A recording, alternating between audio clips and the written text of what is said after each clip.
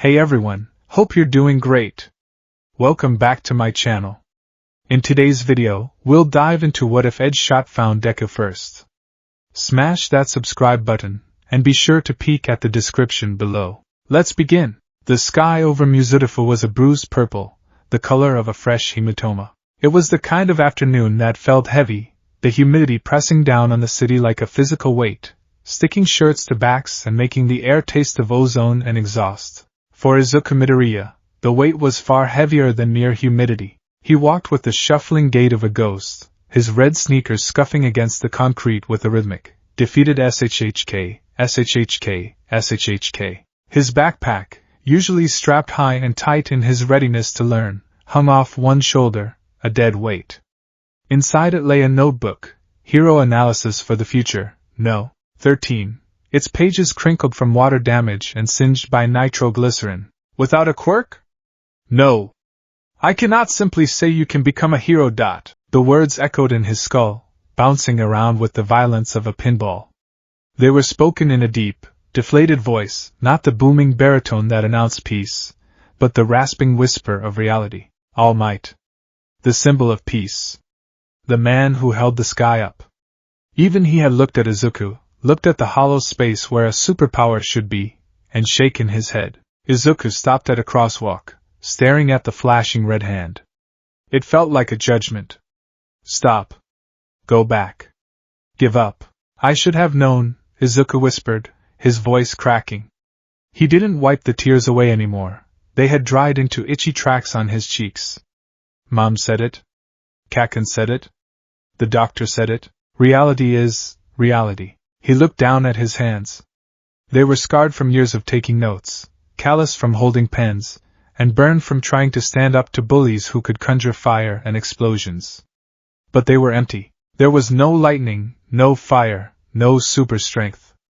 Just skin and bone. Be realistic, he muttered, mimicking the tone of every adult he'd ever known. A loud boom reverberated through the streets, shaking the glass of the storefront next to him. Izuku flinched, his head snapping up out of habit. It was the reflex of a fanboy, the ingrained instinct to chase the siren, to see the heroes, to take the notes. He took a step toward the sound before his brain caught up with his heart. Stop it, he told himself violently. Don't go. What's the point? You're just a spectator. You're just a Deku. But his feet were traitors. They moved on their own, carrying him down the block, turning the corner toward the Tatooine shopping district. He told himself he just wanted to see who was working today, just to see. One last time. Then he'd go home, put the notebooks in a box, and figure out how to be a police officer. Or a salaryman? Or nothing. As he rounded the corner, the crowd was already a wall of backs and raised cell phones. The heat here was intense, a mixture of summer humidity and raging fires. Smoke billowed into the sky, black and choking. Izuku squeezed through a gap between two onlookers, making himself small. He reached the police tape and looked up. His breath hitched. It was a nightmare. The villain was a fluid, shifting mass of sewage and malice. The same sludge villain that All Might had bottled earlier. The bottle must have fallen. It must have broken. And now, the monster was loose, drowning the alleyway in fire and slime. Why aren't the heroes doing anything? A man next to him shouted. Izuku's eyes darted around, his analytical mind flickering to life despite his despair. He saw Death Arms, his massive muscles straining as he lifted a piece of rubble, but staying back from the flames. He saw Kamui Woods, the Arbor hero, rescuing civilians but keeping his distance from the inferno that would turn his wooden body to ash. He saw Empty Lady, unable to enter the narrow street without crushing the buildings on either side. They were paralyzed. It was a bad matchup. A disastrous matchup. Where is All Might? Izuku thought frantically, clutching the strap of his bag. He chased the villain. He must be here, but he knew. He remembered the steam rising from the emaciated form on the rooftop. He's out of time. I've got a hostage. The sludge screamed, a wet, gurgling sound that made Izuku's stomach turn. Don't come near me or the kid dies. A hostage. Izuku squinted through the smoke. In the center of the dark green muck, a face was visible.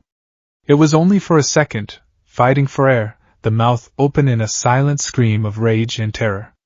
Ash-blonde hair, sharp red eyes that were usually filled with arrogance, now filled with the primal fear of death. Kaken. The world went silent. The jeering of the crowd, the roar of the fire, the shouting of the heroes, it all dropped away into a vacuum. Izuku's legs began to move. High above the chaos, perched on the razor-thin edge of a ventilation unit on a 6-story building, a figure stood motionless. He was clad in dark blue and gray, a long red scarf fluttering in the updraft of the fires below. His hair was styled in intricate, sharp peaks, gray streaks cutting through the black like folded steel. He wore a mask that covered the lower half of his face, revealing only eyes that were sharp, narrowed, and utterly calm. Shinya Kamihara, known to the public as the ninja hero, Edgeshot, was not a man who enjoyed the circus. He looked down at the scene with a critical, dispassionate gaze. He had been on a long-range patrol, hopping across rooftops from the next district over, when he saw the smoke. He had arrived 30 seconds ago. Inefficient, Edgeshot thought, his eyes tracking death arms. He possesses the strength to create a wind-pressure shockwave if he claps hard enough, which could disperse the flames, but he lacks the imagination. His gaze shifted to Kamui Woods. Too timid. He worries for his varnish. A hero must be willing to burn. Edgeshot was currently ranked number 5 on the hero billboard chart. He was climbing, not through popularity contests or flashy televised battles, but through sheer statistical efficacy. He had the highest resolve rate of any hero in the top 10 relative to collateral damage. He was a surgeon in a world of butchers. He prepared to descend. He would need to be precise. The villain was fluid. Physical strikes would be meaningless. He would need to enter the villain's mass, locate the hostage's airway, and sever the connection. It was a delicate operation, requiring fold to thin his body to the width of a human hair. He shifted his weight, preparing to drop. Then he froze. Down below, the police line broke. Not because the villain attacked, but because a boy had crossed it. Edgeshot paused, his eyes narrowing further. A civilian? A child? The boy was small, wearing a middle school uniform that looked too big for him. He wasn't running with the confident stride of a hero, or the reckless charge of a glory seeker. He was running with a terrifying, desperate flail, his arms pumping, his face a mask of absolute panic. Suicide, Edgeshot thought coldly. The heroes down there will have to save 2 hostages now. He tensed his legs to jump, intending to intercept the boy before he got himself killed. But then, the boy did something unexpected. As the sludge villain noticed the new intruder and lashed out with a tendril of muck, the boy didn't stop. He didn't cringe. He skidded, his sneakers screaming against the asphalt. He swung his backpack from his shoulder. Most people would have thrown the bag at the villain's center of mass, the largest target. It would have been absorbed harmlessly. The boy didn't do that. With a scream that reached even the rooftop, the boy hurled the bag. The heavy canvas sack spun through the air, the zipper open. A pencil case, a hardcover textbook, and a heavy notebook flew out like shrapnel. They didn't hit the slime. They hit the villain's eyes. The fluid monster recoiled, his liquid form flinching instinctively to protect his sensory organs. The grip on the hostage loosened for a fraction of a second. Interesting, Edgeshot thought, checking his descent. He didn't aim for damage.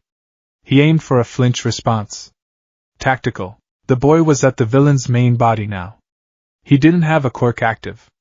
No fire, no speed, no strength. He plunged his bare hands into the sludge, clawing desperately at the muck covering the hostage's mouth. Kaken! The boy screamed. Edgeshot saw the hostage, the blond boy, take a gasping breath thanks to the opening. But the moment was over. The villain recovered, his fluid body surging back with vengeance. A massive wave of sludge rose up, forming a hardened pseudopod aimed directly at the green-haired boy's head. You little pest! The villain roared. I'll crush you! The heroes at the back screamed, Get back! The boy didn't move. He couldn't. But he didn't close his eyes either. He looked up at the death coming for him, his hands still gripping the slime, trying to pull his friend free until the very last microsecond. Brave, Edgeshot decided. Foolish. But brave. The time for observation was over. Izuku saw the shadow looming over him. He knew he was going to die. I'm sorry, Mom, he thought. I'm sorry I couldn't be him. The sludge hammer rushed down. Izuku braced himself, tightening his grip on Bakugo's school jacket. If he was going to die, he wouldn't let go. He wouldn't, flip. The sound was soft. It wasn't the boom of a smash or the crack of an explosion. It was the sound of a page turning in a quiet library, magnified 1,000 times. A streak of red and gray light bisected the air in front of Izuku. The massive arm of sludge didn't hit him. Instead, it suddenly split down the middle, separating like a curtain being drawn. The force of the blow dissipated into a spray of harmless sewage that splashed against the pavement on either side of Izuku. Izuku blinked, coughing as the wind pressure hit him. Standing between him and the villain was a man. No, not standing. The figure seemed to be unfolding, expanding from a two-dimensional ribbon into a three-dimensional human in a blur of motion. One moment, there was a thin line. The next, a hero stood there, one hand raised in a chopping motion, his red scarf whipping violently around him like a living thing. Apologies for the delay, the man said. His voice was calm, almost bored, cutting through the chaos like a knife. Traffic was dreadful. Edgeshot. One of the civilians screamed. The sludge villain roared, confused and angry. Another fly? I'll drown you too. He lashed out with 3 tendrils this time, attacking from the left, right, and center. Look out! Izuku yelped, instinctively trying to pull the hero back. Edgeshot didn't look back. Stay still. The hero's body seemed to blur. To Izuku's eyes, it looked like he vanished. In reality, Edgeshot had activated his quirk, Fold, turning his body into a razor-thin string at supersonic speeds. He threaded the needle. The red streak zigzagged through the air, weaving between the sludge tendrils with impossible agility. He didn't block the attacks, he flowed around them. He was the paper that refused to be cut. The red streak shot straight into the main mass of the villain, right next to Bakugo. What? The villain gurgled. Thwack thwack thwack. 3 rapid impacts echoed from inside the slime. Suddenly, the sludge holding Bakugo lost all surface tension. It turned into soup. Bakugo fell forward, coughing and retching, landing on his hands and knees. The red streak materialized back into Edgeshot, standing over Bakugo, holding the boy up by the back of his collar.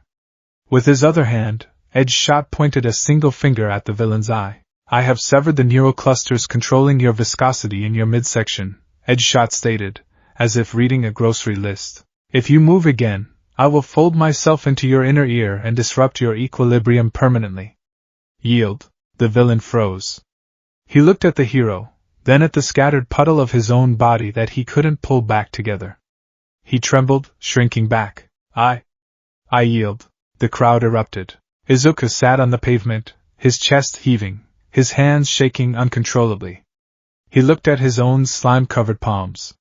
He looked at Bakugo, who was gasping for air and glaring at the ground, and he looked at the tall, sharp silhouette of the ninja hero. He didn't punch him, Izuku analyzed, his brain running on shock and adrenaline. He didn't use brute force. He targeted the quirk's mechanism. He took him apart. Edgeshot turned his head. His visible eye locked onto Izuku. You, the hero said. Izuku flinched. Why yes? Don't go anywhere. The cleanup was a blur. The police arrived to scrape the villain into specialized containment barrels. The media descended like vultures, their cameras flashing blindingly in the twilight. Usually, the heroes would bask in this. Empty Lady was already posing near the police tape, waving. Kamui Woods was giving a statement, but the atmosphere in the secluded alleyway off to the side was different. Izuku stood with his back against a brick wall. He was vibrating with anxiety. Beside him, Bakugo was being checked by paramedics, sitting on the back of an ambulance, sullen and silent. Death Arms and Kamui Woods were looming over Izuku. Are you insane, kid? Death Arms barked, pointing a massive finger in Izuku's face. You could have gotten yourself killed. You interfered with official hero work. Do you have a death wish? Izuku stammered, shrinking down. My legs moved. That's no excuse. Kamui Woods added, though less aggressively. You have no training. No license. That was reckless endangerment. If that villain had decided to snap your neck, We would be cleaning up a corpse right now. I'm sorry, Izuku whispered, staring at his shoes. I didn't mean to. Enough. The word was spoken softly, but it silenced the two pros instantly. Edgeshot emerged from the shadows. He had avoided the press entirely, slipping away while they were distracted by MT Lady. He walked up to the group, his footsteps making zero sound on the wet pavement. Edgeshot, Death Arm said, straightening up. We were just scolding the civilian for his recklessness, I heard Edgeshot said. He stopped between the pros and Izuku. He wasn't a large man. He was lean, almost slight compared to Death Arms, but his presence was overwhelming. You are scolding a child for acting, while you stood and watched. Death Arms flushed red. Now wait a minute. My quirk wasn't suitable. I couldn't get in there without fanning the flames, and mine is weak to fire. Kamui protested. Excuses, Edgeshot said coldly. A hero who waits for the perfect conditions is not a hero. He is a weather vane. The two pros bristled, but Edgeshot turned his back on them, effectively dismissing them from existence. He looked down at Izuku. Walk with me, Edgeshot said. Huh? Izuku squeaked. Am I being arrested? Walk, Edgeshot repeated. He turned and headed deeper into the alley, away from the lights, away from the noise. Izuku hesitated for a second, glancing at Bakugo. Bakugo was staring at him, his expression a complicated knot of anger and confusion. He didn't yell. He didn't explode. He just watched. Izuku turned and hurried after the ninja hero. They stopped in a small park a few blocks away. It was deserted now, the swings set creaking in the wind. The sounds of the incident were distant sirens. Edgeshot leaned against the slide, crossing his arms.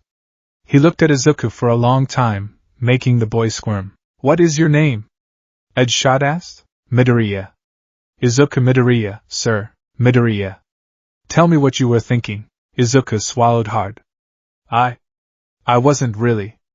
I saw Kaken, the hostage, and he looked like he was asking for help. And no one was moving. So I ran. I saw that part, Edgeshot said.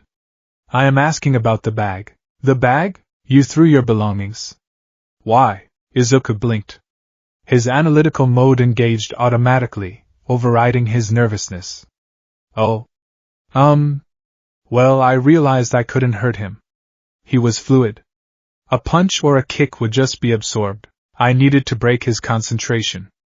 I needed him to loosen his hold on the hostage's airway. Izuku's hands started moving as he talked, dissecting the memory. The villain had eyes. Solid eyes. Biology dictates that even mutation-type quirks usually retain basic reflexes for sensory organs. If I hit the eyes, he had to flinch, but I couldn't aim properly while running, so I used the bag to create a shotgun effect, multiple projectiles increasing the probability of a hit. Even if the book missed, the pencil case might hit. If he flinched, the fluid pressure around the mouth would drop, allowing the hostage to take a breath. That was the only goal.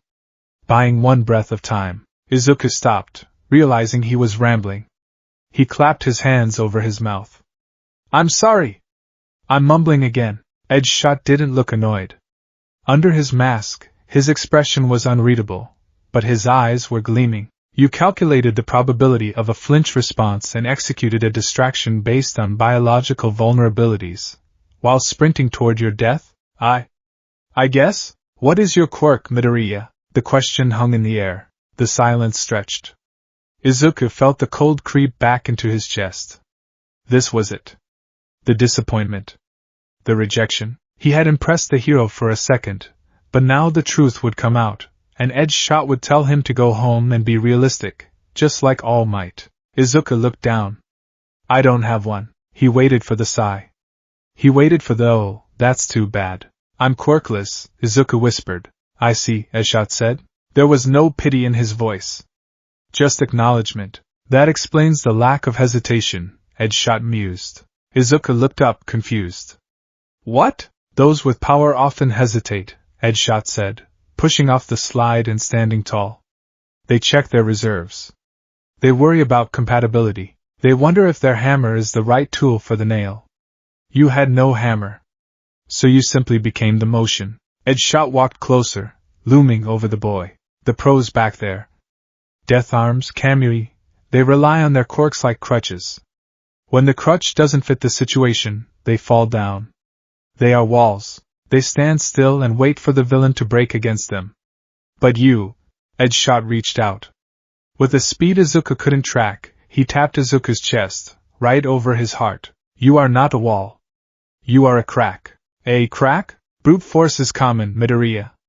The world is full of all mights and endeavors. Heroes who smash and burn and shout. They are necessary, perhaps. But they are blunt instruments. Edgeshot leaned in, his voice dropping to a conspiratorial whisper. But a hero does not always need to be a hammer. Sometimes, to bring down a giant, you do not need to blow it up. You simply need to remove the single, tiny pin that holds it together, just as you aimed for the eyes. Just as I severed the fluid control. Izuku's heart was pounding so hard he thought it might bruise his ribs. I don't understand. What are you saying? I am saying that I watched a quirkless boy analyze a battlefield faster than 3 active pro heroes, and engage a superior enemy with nothing but a backpack and grit. Edgeshot narrowed his eyes. You have no power. That means you have no bad habits. You are a blank page. And I am looking for an apprentice. Izuku stopped breathing. The world tilted on its axis.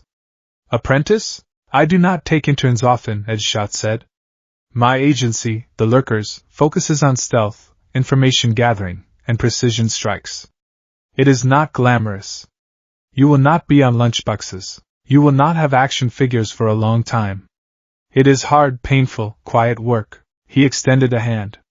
It was a gloved hand, elegant and deadly. All Might told you no, didn't he? Izuku froze. How did you? I have eyes, boy. I saw him on the roof earlier. I saw you come down looking like your world had ended. He looked at your lack of power and saw a liability. Edgeshot's eyes crinkled at the edges. A smile, hidden beneath the mask. I look at you, and I see a weapon that hasn't been sharpened yet. The world thinks you are made of paper, Midoriya. I can teach you how to give them a paper cut that bleeds them dry. The wind blew through the park, rustling the leaves. It blew away the smell of smoke and slime, leaving only the crisp, clean scent of the coming evening. Izuku looked at the hand. For 10 years, he had waited for a hand. He had waited for All Might to reach down. He had waited for Inko to say it was okay. He had waited for someone, anyone, to tell him he could do it. This wasn't the hand of the symbol of peace. It didn't offer warmth or comfort. It offered a challenge. It offered a path of shadows and silence. But it was a hand. Tears pricked Izuku's eyes again, but this time, they weren't from despair. He wiped his face with his sleeve, sniffed loudly, and looked Edgeshot in the eye. I want to be a hero, Izuku said, his voice trembling but loud. I'll do anything. Please, teach me. He reached out and grasped the hero's hand. Edgeshot gripped him back firmly. Good. We begin tomorrow at dawn. Bring your notebook. We're going to need to rewrite most of it. From the corner of the street, hidden in the shadows of a vending machine, a skeletal figure watched the handshake. Toshinori Yagi, All Might, clutched his side, feeling the phantom pain of his injury. He had been too slow. He had dropped the bottle. He had failed to act when it mattered, paralyzed by his own limit. He had come to find the boy. He had come to apologize, perhaps to offer him a chance, to tell him that his bravery had moved the heart of the symbol of peace. He had been considering passing on One for All to the boy who moved when no one else did. But he was too late for that too. He watched Edgeshot, the sharp, cynical, brilliant ninja, put a hand on the boy's shoulder and lead him out of the park. Young Midoriya. Toshinori whispered to the empty street. He felt a pang of jealousy, mixed with immense relief. The boy was safe. The boy had found a mentor. Perhaps not the one Toshinori had expected, but a powerful one nonetheless. Edgeshot is a strict teacher, Toshinori murmured, turning to walk away into the darkness. But maybe that is what you need. Maybe you don't need to be a symbol of peace, my boy. He coughed, blood speckling his hand. Maybe the world has enough pillars. Maybe it's time for something else. The dawn did not break over Muzurifu. It slid into existence, a gradient of charcoal fading into a bruised blue. The city was asleep, the streets empty save for the occasional delivery truck and the stray cats that ruled the alleyways. In a traditional Japanese garden tucked away behind a high concrete wall in the residential district, an anomaly of silence in the bustling city, Izuku Midoriya was learning that silence was heavy. Breathe, a voice commanded. It wasn't loud, but it possessed the cutting clarity of a glass shard. Izuku held a pose that felt anatomically impossible. He was balanced on one leg, the other extended straight up toward the sky, his torso twisted, his arms extended like the wings of a crane. His muscles were screaming.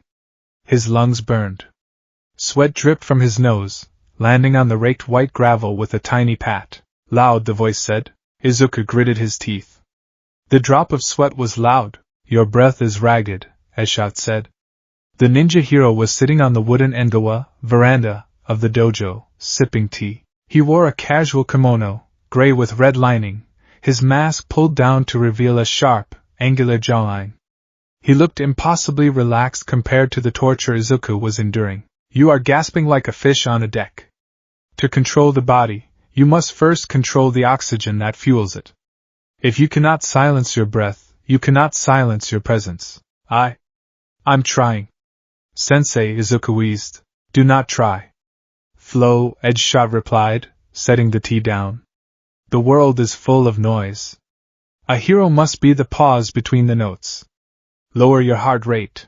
Visualize your veins not as pipes bursting with pressure, but as rivers flowing downhill. Effortless. Izuku closed his eyes. He tried to visualize the river. He tried to ignore the fact that his quadriceps felt like they were being shredded by hot knives. River. Flow.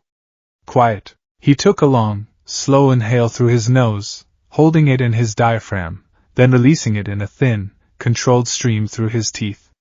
The shaking in his legs subsided, just a fraction. Better, Edgeshot noted.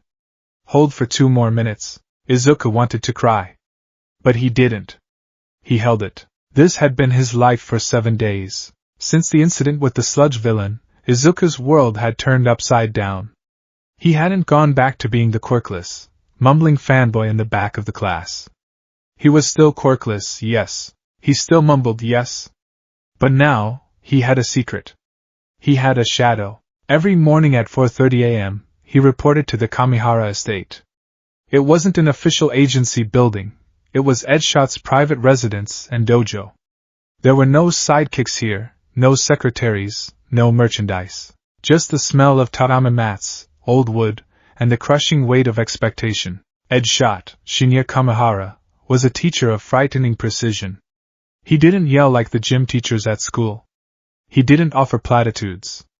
He offered biomechanics. He taught Izuku how to step so that his heel didn't strike the ground first. He taught him how to shift his center of gravity to make himself harder to knock over. Rest, Edgeshot said. Izuku collapsed. He didn't fall gracefully. He simply ceased to maintain structural integrity and flopped onto the gravel. I can't feel my legs, Izuku groaned into the stones. Good. That means the nerves are resetting. Edgeshot stood up, the fabric of his kimono rustling softly, a sound that seemed deafening in the quiet garden. You have an analytical mind, Midoriya. You understand the theory of combat. You have studied heroes for years. But your body is a library filled with books that have never been opened. You are stiff. You are loud. You walk with the weight of your insecurities. Edgeshot walked over and looked down at the boy. We are not training you to punch through walls. We are training you to walk through them. Get up. It is time for school. Izuku groaned, forcing his jelly-like limbs to cooperate. As he pushed himself up, he looked at his hands. They were scraped from the gravel, trembling. But for the first time in his life, the pain felt productive. It wasn't the pain of being bullied. It was the pain of becoming something. Sensei, Izuku said, dusting off his knees. Am I getting any better? Edgeshot looked at him. The hero's eyes were dark, unreadable pools. You are no longer a civilian flailing in the mud, Edgeshot said, turning back to the house. But you are not yet a ninja. Go to school. And remember, do not speak of this place. A ninja's greatest weapon is obscurity. Yes, sir. The offer at the bridge. The routine was shattered exactly 3 days later. Izuku was walking home from school, taking the long way under the underpass to avoid Bakugo and his lackeys. He was mentally practicing the silent step Edgeshot had taught him, rolling the foot from the outside edge to the inside, when a burst of steam erupted from the drainage grate ahead of him. Izuku jumped back, dropping into a defensive stance, legs wide, hands up, palms open, Edgeshot stance. "I am here," the voice boomed, echoing off the concrete walls. A massive, muscular figure launched out of the sewer system, landing in a pose that belonged on a poster. "All Might?" Izuku shrieked, his composure shattering instantly. The giant hero laughed, a hearty sound that vibrated in Izuku's chest. "Young Midoriya, I have been looking for you. I apologize for the ambush, but privacy is a luxury for the symbol of peace." "Ella looking for me?" Izuku stammered. "Why? Did I do something wrong? Is this about the slime incident? I know I wasn't supposed to run in, but peace, my boy, peace." All Might waved his hands. Then, abruptly, he coughed. A gout of blood sprayed from his mouth, and with a poof of steam, the giant deflated. In his place stood the skeletal man Izuku had met on the rooftop 10 days ago. Toshinori Yagi wiped his mouth with a handkerchief, looking sheepish. "The form takes a lot out of me these days," Toshinori rasped. "All Might." Izuku lowered his hands. "Are you okay?" "I am as I am," Toshinori sighed. He looked at Izuku, his sunken eyes serious. "I came to correct a mistake, young Midoriya. On that roof, I told you that you could not be a hero without a quirk. I told you to be realistic." Izuku looked down. The sting of those words was still there, even with Edgeshot's training. "But then," All Might continued, stepping closer, "I watched you run into that fire. I watched you face a monster that paralyzed the pros. You moved when I could not. You, the quirkless boy, acted more like a hero than anyone else on that street." Izuku's head snapped up. "Top heroes have stories about their school days," All Might said, clenching his fist over his heart. "And most of them have one thing in common. Their bodies moved before they could think." Tears began to gather in Izuku's eyes. He bit his lip, trying to hold them back. "Edgeshot told me to control my breath. Control the flow. That happened to you, didn't it?" All Might asked softly. "Yes," Izuku whispered. "You told me you didn't have a quirk," All Might said. "So, I have a proposal. If you do not have one, how would you like to inherit mine?" The silence under the bridge was total. A car drove over them, the thump-thump of tires passing overhead. "Huh!" Izuku let out a sound that was half squeak, half gasp. All Might grinned, spreading his arms. "Inherit my power! My quirk is not natural born. It is a sacred torch passed down from one holder to the next. I have held it for many years, but my flame is dying. I am looking for a successor. And I believe I have found him." He pointed a long, bony finger at Izuku. "You can become a hero." Izuku fell to his knees. "The dam broke," he cried. He cried for the little boy who watched the computer screen. He cried for the doctor's appointment. He cried because the greatest hero in the world was offering him the stars. But as he cried, a thought crystallized in the back of his mind. A sharp, gray thought. Edgeshot. He already had a teacher. He had pledged himself to the ninja hero. Edgeshot had taken him in when he was nothing. Edgeshot had seen the value in his mind, not just his bravery. Could he have two teachers? One teaches stealth. One teaches power. Izuku's analytical brain fired up through the tears. Edgeshot said, "You do not need to be a hammer." "But what if I could be a hammer that moves like a needle?" He looked up at All Might, wiping his snotty nose on his sleeve. Izuku started, his voice thick. "I accept. I want to be a hero like you."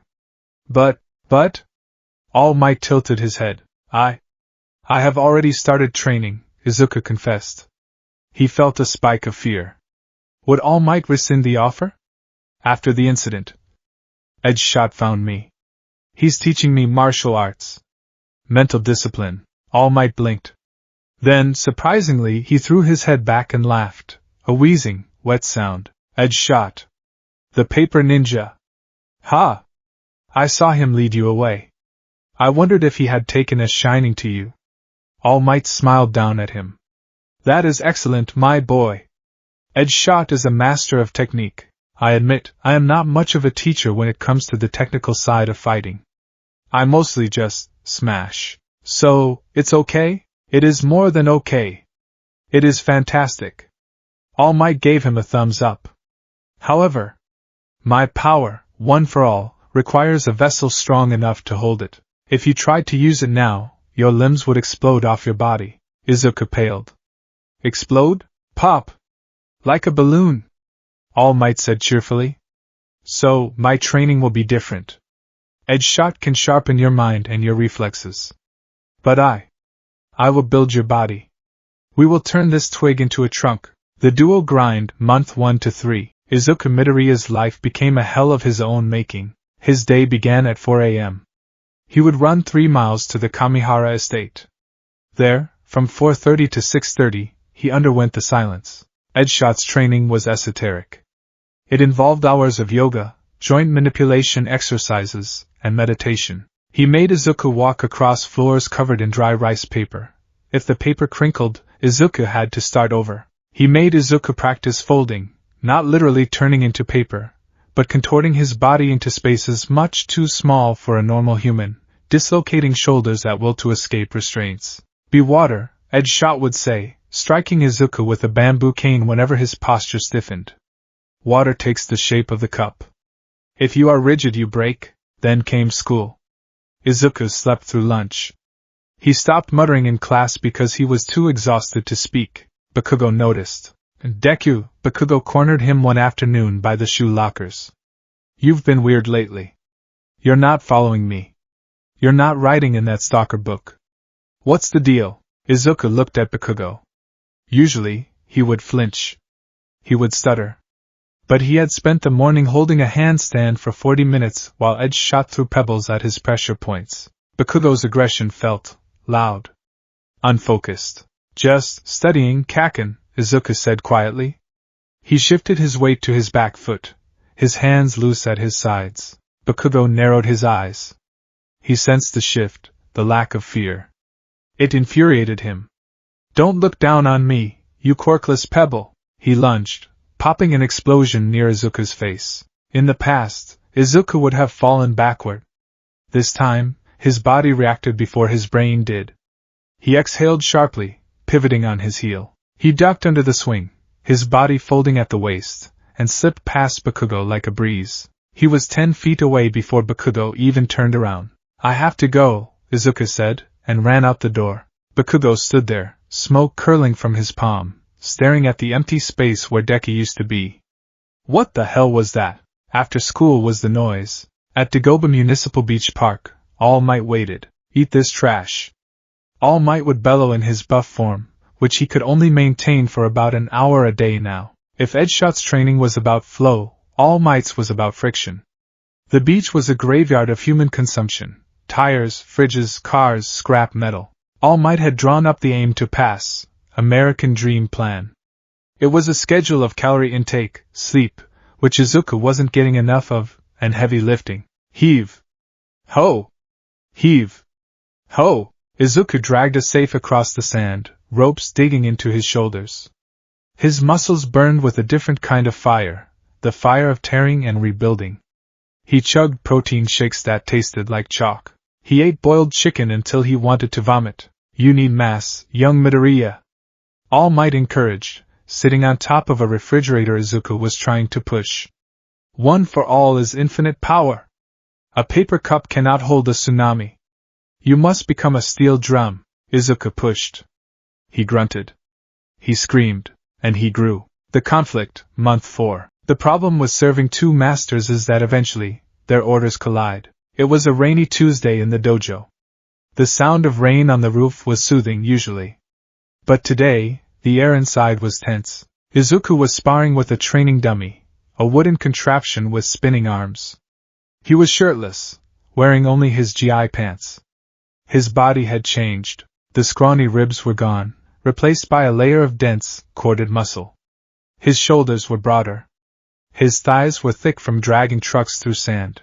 He moved to strike the dummy, a high kick aimed at the head. Crack! The wood splintered. But Izuku lost his balance. The mass in his legs was heavier than he anticipated. He over-rotated, stumbling and landing heavy-footed on the mats. Stop. Edgeshot stepped out from the shadows. He didn't look pleased. He walked around Izuku, inspecting him like a mechanic inspecting a faulty engine. He poked a finger into Izuku's bicep. It was rock hard. He kicked Izuku's calf. It was solid. You are getting slow, Edgeshot said. It was an accusation. I'm stronger, though. Izuku argued, wiping sweat from his forehead. I can lift 3 times what I could a month ago. I did not ask you to be a forklift, Edgeshot snapped. The sharpness of his tone made Izuku freeze. Look at you. Your trapezius muscles are so tight you have lost 2 inches of neck rotation. Your quadriceps are so bulky they are restricting the flexion of your knees. You are becoming a brick. Edgeshot circled him. I teach ninjutsu. I teach the art of the unseen strike. How can you fold yourself into a vent when you are building yourself to be a minotaur? He stopped in front of Izuku, his eyes narrowing. You are doing resistance training. Heavy resistance training. Not the calisthenics I assigned. Izuku looked away. Who is it? Edgeshot asked.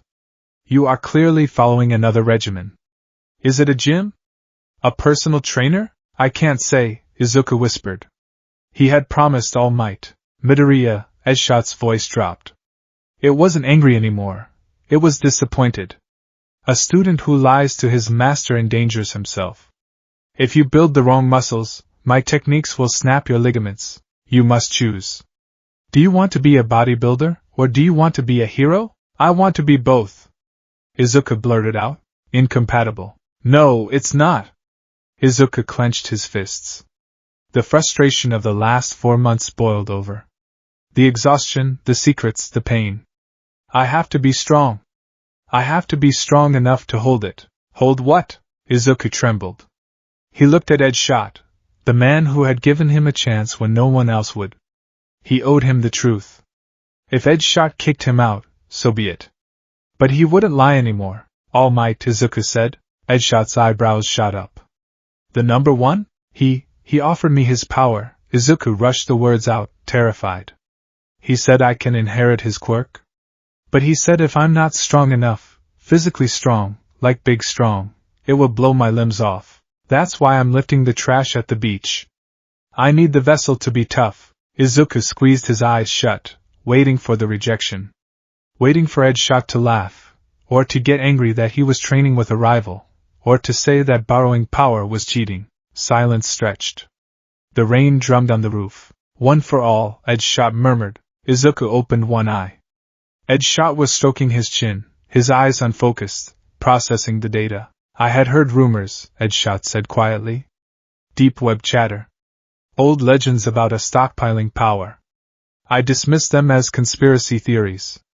He looked at Izuku with a renewed intensity. So, the symbol of peace chose the boy who threw a backpack.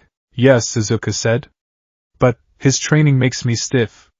And your training makes me tired for his. I'm failing both. Edgeshot sighed.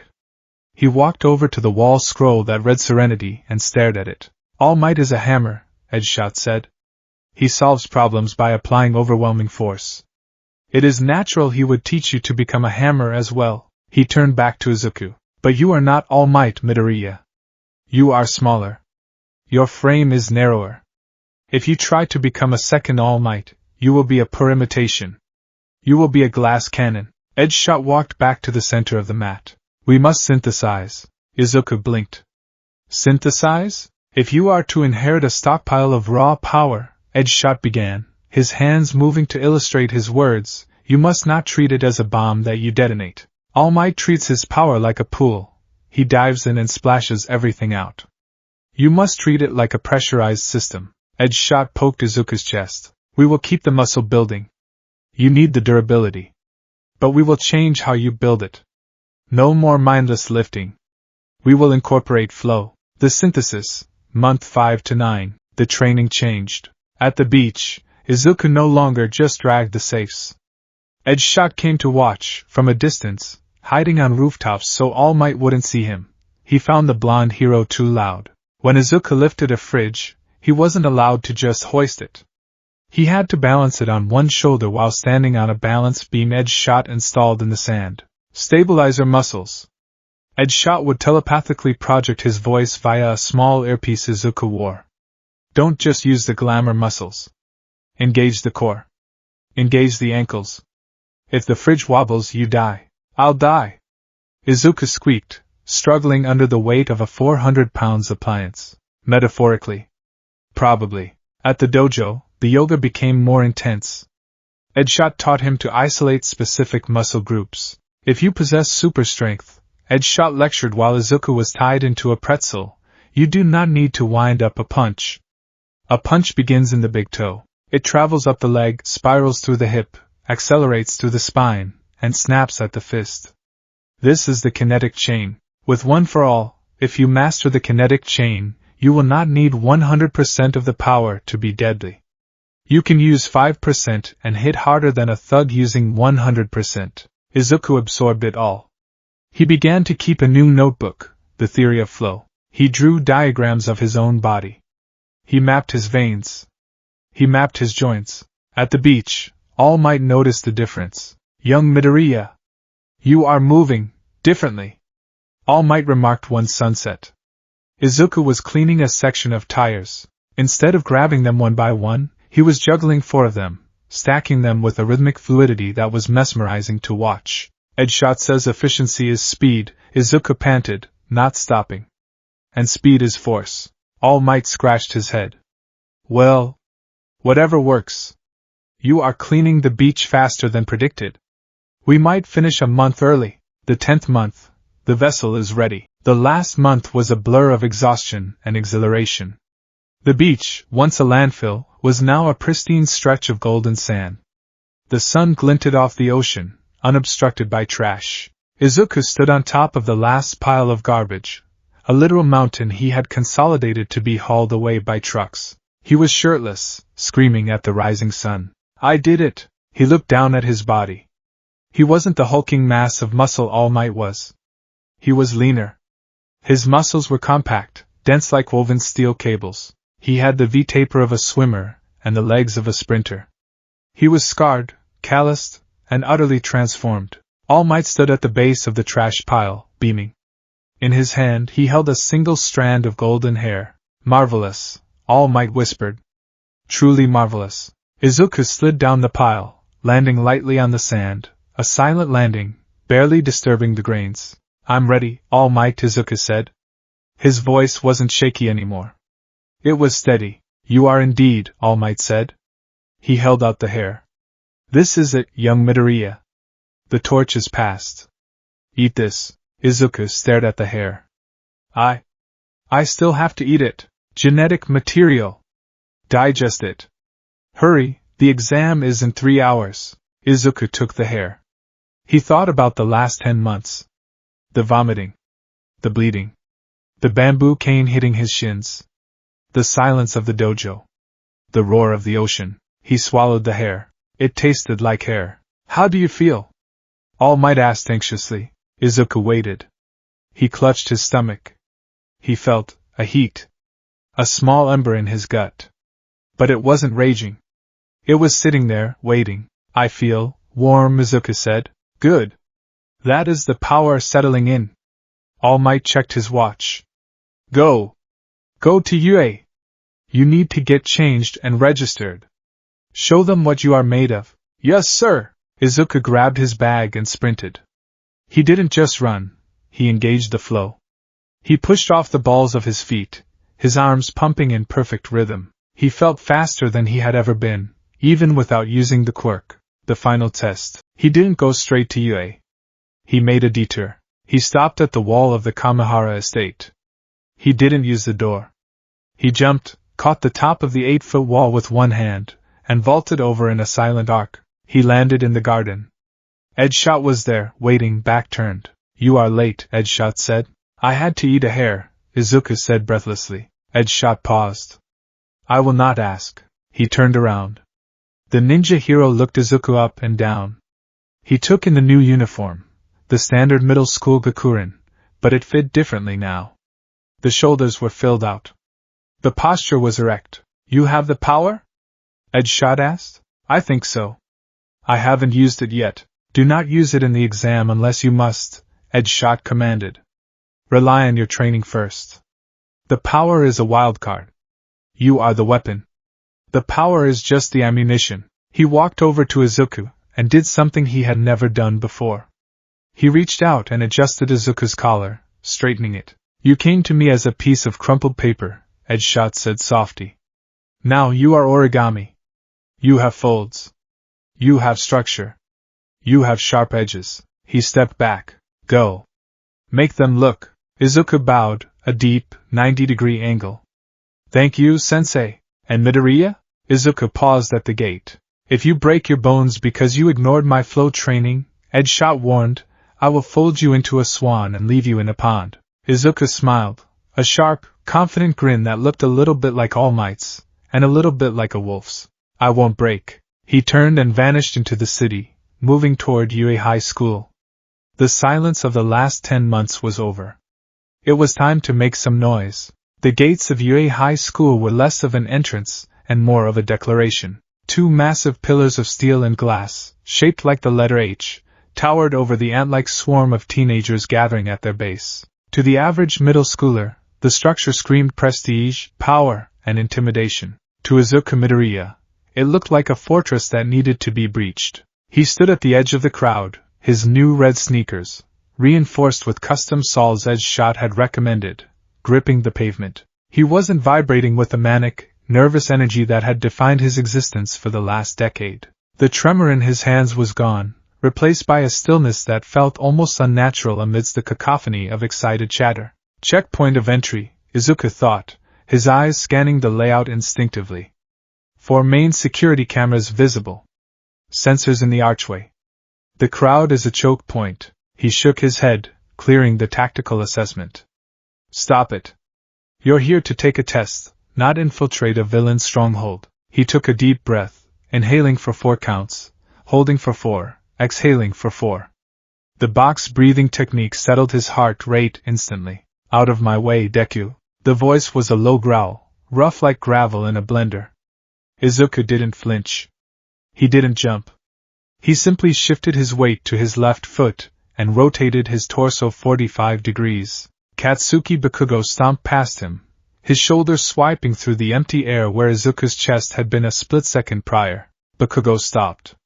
He didn't turn around, but his shoulders stiffened. He had expected the collision. He had expected the satisfying thud of his shoulder checking the nerd into the dirt. Instead, he had hit nothing but ozone. You! Bakugo gritted out, looking back over his shoulder with narrow, burning eyes. Since when do you dodge? Izuku met his gaze. There was no mockery in Izuku's green eyes, nor the usual watery fear. There was just a calm calculation. Good morning, Kaken, Izuku said softly. Good luck with the exam. He didn't wait for a response. He turned and walked toward the gate, his steps silent, his arms loose at his sides. Bakugo watched him go, a vein throbbing in his temple. The nerd wasn't shrinking anymore. He wasn't mumbling. He was quiet. And to Katsuki Bakugo, silence was the most annoying sound in the world. Izuku navigated the courtyard, his mind reviewing the theory of flow notes he had memorized the night before. The written exam covers quirk history, laws, and general academics. I have that covered. The practical is the variable. As he ascended the steps, lost in thought, the toe of his sneaker caught on a slightly raised paving stone. In a parallel universe, he would have tripped. He would have flailed, blushed, and been caught by a kind girl with a gravity quirk. In this universe, his proprioception, honed by months of walking on rice paper without tearing it, fired instantly. As his weight pitched forward, Izuku didn't panic. He engaged his core. He let the momentum carry him, turning the stumble into a fluid, low roll. He tucked his shoulder, hit the ground softly, and popped back up to his feet in a single seamless motion, barely breaking stride. Whoa! Izuku paused. A girl with a round face and brown bobbed hair was standing there, her hand half extended as if to cast a spell. She blinked, looking at the spot where he had rolled. That was amazing! She chirped, her eyes wide. I was gonna use my quirk to stop you from falling, but you just, whoosh! You move like a cat. Izuku looked at her. He felt the heat rise in his cheeks. Old habits died hard, and talking to girls was still a terrifying boss battle he hadn't trained for. But he managed to nod. Efficiency, he muttered, repeating Edgeshot's mantra. Falling is inefficient. Thank you for the thought, though. I'm Uraraka Ochako. She beamed. You seem super ready. Let's do our best, right? Midoriya. Izuku. He gave a stiff, short bow, more of a martial arts salute than a social greeting, and hurried inside. Focus, he scolded himself. No distractions. Be the needle. The written exam. The written portion was a slaughter, but not for Izuku. He sat in the lecture hall, the pencil moving across the paper with rhythmic precision. Question 42. Analyze the impact of the 22nd Quirk Regulation Act on vigilance activities in rural prefectures. Izuku smiled. Edgeshot had made him read the entire penal code regarding heroism. The lurkers operated in the gray areas of the law. Knowing exactly where the line was drawn was essential to dancing on it. He wrote a 3-paragraph essay in 10 minutes, citing specific court cases and loopholes. Around him, other students were sweating, erasing, and groaning. Bakugo was staring at his paper with such intensity it looked like it might combust. But Izuku felt a strange sense of peace. This was just data. Data didn't hit back. The orientation. Everybody say hey. Present Mick's voice hit the auditorium like a physical shockwave. The Sonic hero stood on the podium, bathed in spotlights, radiating charisma loud enough to rattle teeth. Silence answered him. Tough crowd. Mike shrugged, adjusting his sunglasses. All right, listeners. Let's get to the main event. The practical exam. Izuku sat in the darkness, his head bowed, his eyes closed. He wasn't sleeping. He was visualizing. He was building a mental map of the potential arenas based on the schematics displayed on the giant screen. Urban setting. Density high. Verticality available. Robots, he began to mutter. It was a habit he hadn't fully broken, but Edgeshot had refined it. Instead of the chaotic, bubbly mumbling of his childhood, this was a rapid-fire, subvocal stream of strategic consciousness. Robots imply mechanical weak points, joints, sensors, power cores. Brute force is the intended solution, but structural sabotage is energy efficient. If they are modeled after the villain bots from the previous years, the Euro stabilizers are in the hips. Excuse me, a hand shot up in the row ahead of him. A tall boy with glasses and a severe haircut stood up, pointing rigidly at the screen, then swiveling to point directly at Izuku. Sir, the handout clearly lists 4 types of villains, but you have only discussed 3. If this is an error, it is highly shameful for a prestigious institution like UA. The boy's eyes locked onto Izuku behind his lenses. And you, with the curly hair, you have been whispering this entire time. It is distracting. If you are here to mutter, please leave immediately. The auditorium went dead silent. Hundreds of eyes turned to Izuku. Usually, Izuku would have shrunk into a ball of shame. He would have apologized a dozen times. But he felt the phantom weight of Edgeshot's hand on his shoulder. The ninja does not engage in petty squabbles. The ninja accepts the reality and flows around the obstacle. Izuku looked up. His face was blank, his eyes dull and serious. The dead fish look Edgeshot often wore during press conferences. Understood, Izuku said. His voice wasn't loud, but it projected clearly, cutting through the tension. I was analyzing the structural integrity of the targets. I apologize for the noise, discipline failure. It won't happen again. He sat up straight and locked his eyes forward, becoming a statue. The tall boy, Ida Tenya, blinked, taken aback by the sudden, professional compliance. He adjusted his glasses, slightly flustered. Oh. Well. As long as you understand. Present Mike laughed nervously. All right. Examinee 7111 is correct. The 4th villain is a gimmick. A 0-pointer. Think of it like a thwomp from Mario. Just run away. There's no points in fighting it. Run away, Izuku thought. Or bypass. Battle Center B. The bus ride to the battle center was tense. Izuku stood near the back, stretching his wrists.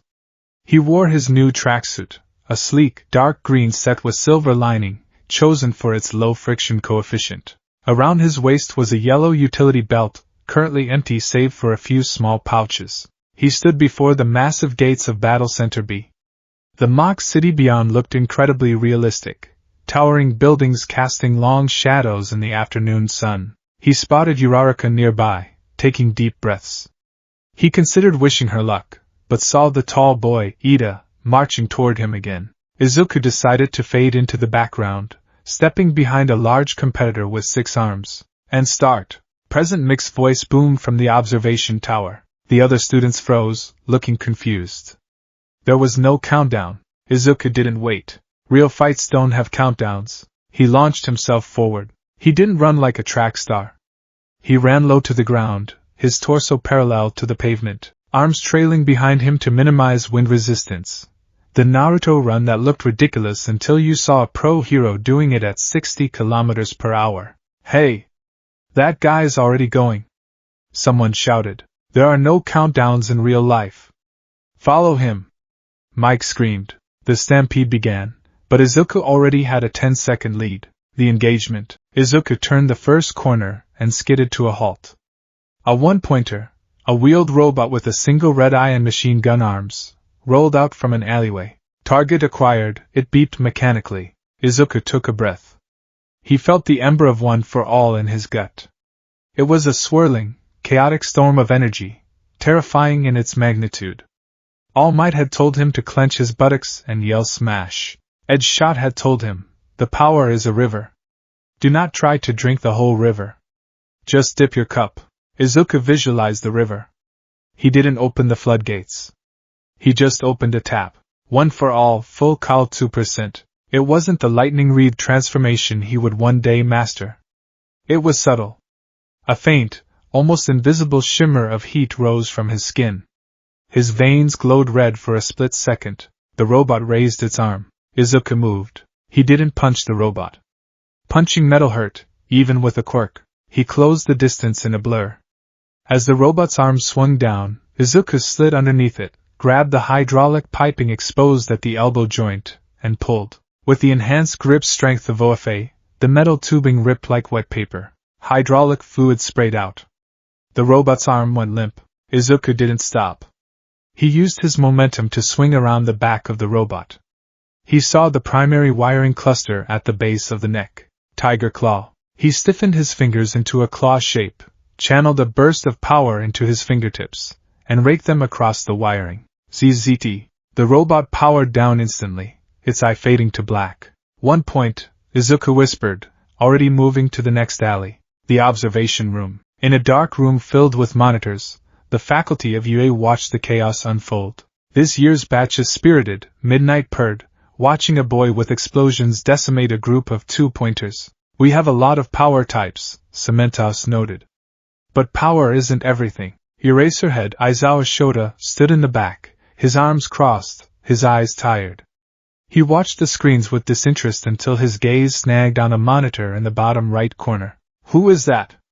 He asked. All Might, standing in the corner in his buff form, barely holding it together, grinned.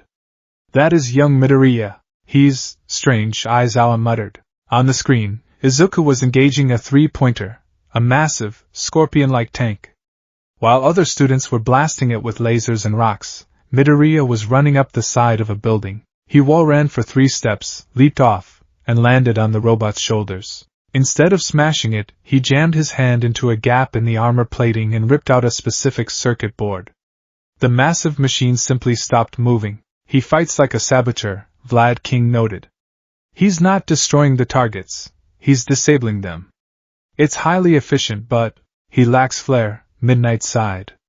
Heroes need to inspire. He is inspiring fear in the robots, Nizu, the principal, chuckled, sipping his tea. Look at his movement. Low center of gravity. Silent steps. He moves like a pro veteran, not a middle schooler. Who taught him? All Might sweated nervously. Just natural talent. Yes. Natural. Aizawa narrowed his eyes. That stance. The way he uses his fingers as piercing weapons, it reminds me of Kamihara. The climax. Izuku was panting. Not from exhaustion, but from the mental strain of regulating the power. Current score, 48 combat points, he calculated. Rescue points 0.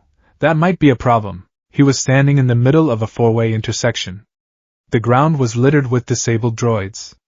Smoke filled the air. Then, the ground jumped. Boom! A vibration so intense it knocked several students off their feet ripped through the city. Izuku crouched, steadying himself with one hand on the pavement. He looked up. It blocked out the sun. The 0-pointer. It was bigger than the buildings. A colossus of green metal and malice, its tank treads crushing the pavement into powder as it advanced. Its mere presence generated a wind pressure that sent dust clouds billowing down the street. Is this a joke? A student screamed. Run! Run for your lives! The panic was instantaneous. The examinees turned and fled, a stampede of terror. Izuku's instinct screamed at him to join them. It's 0 points. It's a waste of energy. Edgeshot would say to retreat and preserve stamina. He turned to run. Ouch! The sound was small, swallowed by the roar of the machine, but Izuku heard it. He stopped. He looked back. Uraraka Ochako was trapped. A piece of rubble from a destroyed building had pinned her leg. She was struggling, her face pale, staring up at the tread of the 0-pointer that was seconds away from crushing her. The crowd ran past her. No one stopped. They were paralyzed by the scale of the threat. Izuku looked at the robot. He looked at the girl. Edgeshot says, a hero must be the pause between the notes. All Might says, meddling when you don't need to is the essence of being a hero. The two philosophies crashed in Izuku's mind and fused. He didn't scream. He didn't cry. He flowed. He spun around, dug his sneakers into the asphalt, and launched. To the fleeing students, it looked like a green blur shooting toward the monster. Izuku felt the power surging. He needed more. The 2% trickle wasn't enough to reach the height he needed. He needed a geyser. One for all, 15%. Pain shot through his legs as the muscles strained against the sudden influx of power, but he ignored it. He hit the side of a building, shattering the window, and rebounded. He wall jumped, left, left, gaining altitude with terrifying speed. He was level with the robot's face. The 0-pointer's red eyes glowed. It raised a massive hand to swat the fly. Izuku was in the air. He couldn't dodge. Don't be a hammer, he told himself. Be a needle. He brought his right hand back. He didn't make a fist. He extended his index and middle fingers, reinforcing them with his thumb, the Nookite spear hand. He focused everything, every drop of power, every month of beach cleaning, every hour of meditation, into the tips of those two fingers. Style, the lurker. Technique, piercing lance. He thrust his hand forward. He didn't aim for the armor plating. He aimed for the small, glowing gap between the robot's head and neck assembly, the main servolinkage. Smash! He screamed, the words slipping out instinctively, but the action was pure precision. His fingers connected. The air cracked. A sonic boom exploded from his fingertips. The metal didn't dent, it was punctured. Izuku's hand drove deep into the mechanism, severing the hydraulic lines and the central nervous trunk of the machine. Snap! Pain blinded him. His fingers broke instantly under the recoil, turning purple and twisted. His arm felt like it was on fire, but the effect was absolute. The 0-pointer shuddered. Sparks the size of fireworks erupted from its neck. The lights in its eyes died. The massive forward momentum ceased, and the Titan began to tilt backward, collapsing under its own dead weight. Izuku was falling. Gravity took hold. The ground was rushing up. His right arm was useless. His legs were trembling from the 15% jump.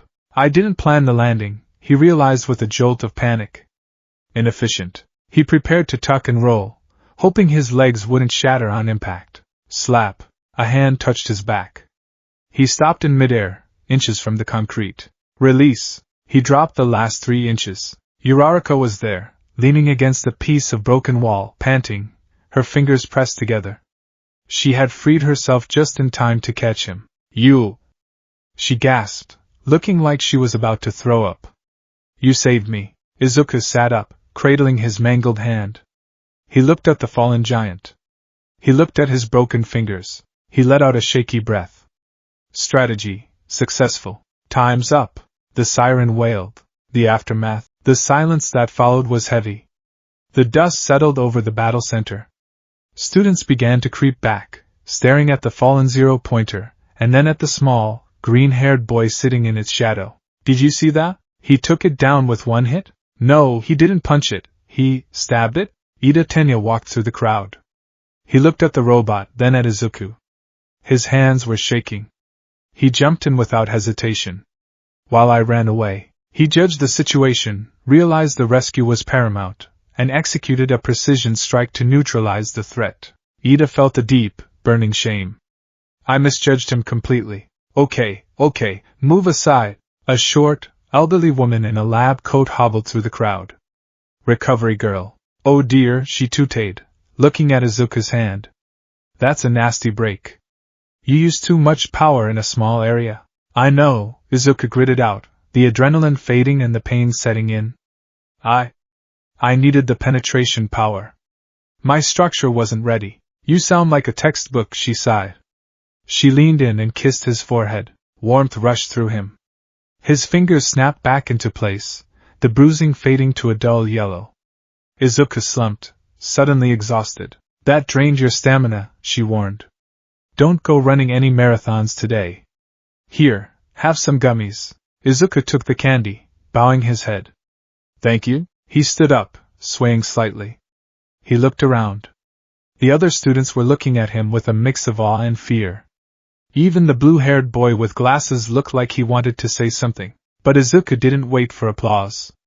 He was tired. He wanted to go home. He wanted to tell Edgeshot that he had failed to maintain stealth, but he had succeeded in the mission. He walked toward the exit, nursing his healed hand. The teacher's lounge. The screen was paused on the frame of impact. Izuku's 2 fingers buried in the zero-pointer's neck. It's a variation of the Nookite strike, Snipe noted, tipping his cowboy hat. Old school karate. But with that kind of power behind it? It's a bunker buster. He broke his fingers, though, Vlad King pointed out. His body can handle his own output. He's a glass cannon. No, Aizawa said, leaning forward. Look at the jump. Look at the approach. He broke his fingers because he chose to sacrifice them for the kill shot. He knew he couldn't punch it without shattering his whole arm, so he minimized the surface area to maximize damage and localize the recoil to the digits. Aizawa rewound the footage to the moment Izuku saved Uraraka. He didn't act on blind impulse, Aizawa murmured. He assessed, decided, and executed. It was cold. Rational. He turned to All Might. You said he was a natural talent? All Might gave a stiff thumbs-up pose. Indeed. A diamond in the rough. Aizawa looked back at the screen, at the boy walking away from the scene of destruction. He's not a diamond, Aizawa said. He's a scalpel. And if we don't teach him how to be a hero, he's going to turn into a vigilante, or an assassin. He picked up Izuku's file. Izuku Midoriya. Quirk, superpower, registered today. I want him in Class 1A, Aizawa stated. Oh? Nisa smiled. You're taking an interest, Aizawa? Someone has to teach him to stop breaking his fingers, Aizawa grumbled, zipping up his sleeping bag. He's going to be a headache. I can feel it. The report. That evening, Izuku sat in the dojo. His hand was wrapped in tape. Edgeshot was watering a bonsai tree. He hadn't looked at Izuku yet. Report, Edgeshot said. Written exam, perfect score anticipated, Izuku said, sitting in Saiza, kneeling. Practical exam. 48 combat points. 0 rescue points confirmed. Edgeshot snipped a leaf. And the hand? 0-pointer, Izuku admitted. A civilian was trapped. Evasion was impossible. I engaged. Did you use the fist? No, sensei. Piercing lance. 2 fingers. I severed the neck hydraulics. Edgeshot stopped snipping. He turned slowly. For a terrifying second, Izuku thought he was angry. Then, the hero's eyes crinkled. You severed the hydraulics of a building-sized robot. With your fingers? Yes, sensei.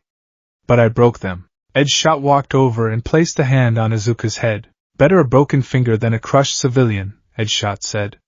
You applied the philosophy to a threat class far above your weight. It was reckless. It was dangerous. He paused. It was excellent. Izuku let out a breath he didn't know he was holding. However, Edgeshot added, his voice dropping to a dangerous whisper, if you got 0 rescue points, you are relying entirely on the benevolence of the judges.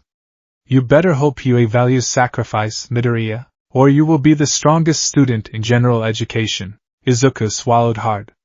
Yes, sir. But as he looked down at his taped hand, he felt the hum of one for Al, not as a burden, but as a tool. A tool he was just beginning to understand. He was the needle. And he had just found the thread. The envelope was heavy.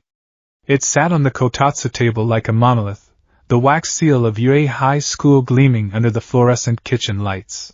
Inko Midoriya was pacing in the hallway, wringing her hands so tightly her knuckles were white. Izuku sat before the letter, his breathing shallow but controlled. Inhale for 4. Hold for 4. Exhale for 4. He picked it up. He didn't tear it open frantically. He slid his thumb under the flap and peeled it back with deliberate slowness. A holographic puck slid out, clattering onto the table. A projection sprang to life. I am here as a projection. All Might's voice filled the small apartment. Inko let out a small shriek from the hallway. Izuku watched the recording stoically. He watched All Might explain the written exam scores, perfect, the villain points, 48, and then, the twist. The rescue points. You risked your own body to save another. That is the essence of heroism. 60 rescue points. Izuku Midoriya, you pass. The hologram faded. Izuku sat there for a long moment. He looked at his hand, the fingers still slightly stiff, taped up with kinesiology tape Edgeshot had given him. He stood up, walked to the hallway, and hugged his mother. I got in, Mom. Oh, Izuku. She sobbed, hydrating his shoulder with a fountain of tears. Later that night, Izuku slipped out to the balcony. A shadow detached itself from the neighbor's roof and landed silently on the railing. You passed, Edgeshot stated. It wasn't a question. Class 1A, Izuku confirmed. Good. Edgeshot stepped down, the wind whipping his red scarf. But do not let arrogance take root. UA is a spotlight. The brighter the light, the darker the shadow you must cast. You are walking into a den of lions, Midoriya. Be the viper. Yes, sensei. And your hand? Healed. Recovery girl is efficient. Good. Tomorrow, the real work begins. Go to sleep. Edgeshot dissolved into a thin ribbon of fabric and vanished into the night.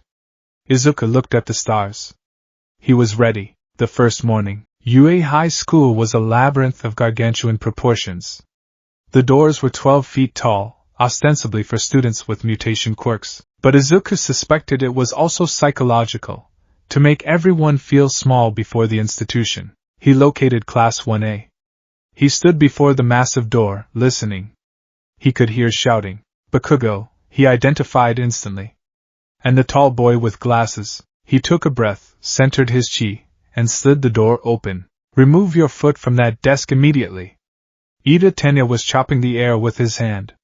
It is disrespectful to the upperclassmen who used it before you. Ha!